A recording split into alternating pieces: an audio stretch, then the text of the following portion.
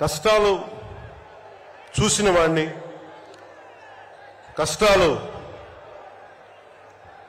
దగ్గరగా పెద్దల నుంచి చిన్నప్పటి నుంచి చూసిన వాడిని, కష్టాలు అనుభవించిన వాడిని, ఓటమి వచ్చినప్పుడు ఒంటరితనం ఎలా ఉంటుందో తెలిసిన వాడిని, ముఖ్యంగా శ్రీ నారా చంద్రబాబు నాయుడు గారి కుటుంబ సభ్యులు వేదన అర్థం చేసుకున్నవాడిని, శ్రీమతి భువనేశ్వరి గారి బాధని దూరం నుంచే అర్థం చేసుకున్నవాడిని.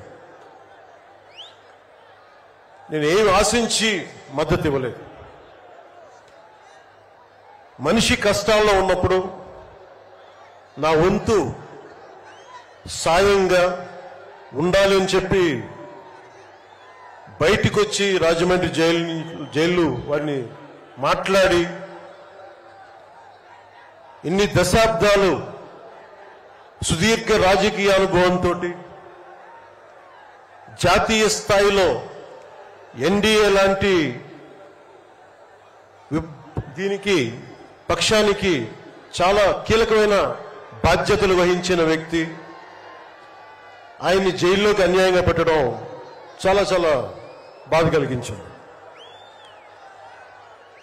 కాంగ్రెస్ నాయకులు చేసిన తప్పుకి సోనియా గాంధీ గారు పెట్టారు జగన్ గారిని జైల్లో. ఆ కక్ష చంద్రబాబు గారి మీద చూపించడం చాలా అవివేకం. ఇలాంటి పరిస్థితుల్లో రాష్ట్ర విభజన జరిగినప్పటి నుంచి 2014 నుంచి విభజన జరిగినప్పటి నుంచి ఈ రోజున హైదరాబాద్ రాజధాని ఆంధ్రప్రదేశ్కి తెలంగాణకి ఉమ్మడిగా అభివృద్ధి చేసిన రాజధాని. మనకి రాజధాని లేకుండా విభజన జరిగి సరైన పంపకాలు లేకుండా విభజన జరిగి ఇలాంటి కష్ట సమయంలో నేను ఆ రోజున తెలుగుదేశం పార్టీ, భారతీయ జనతా పార్టీకి సంయుక్తంగా నేను పోటీని విరమించుకొని మరీ మద్దతు ఇచ్చాను.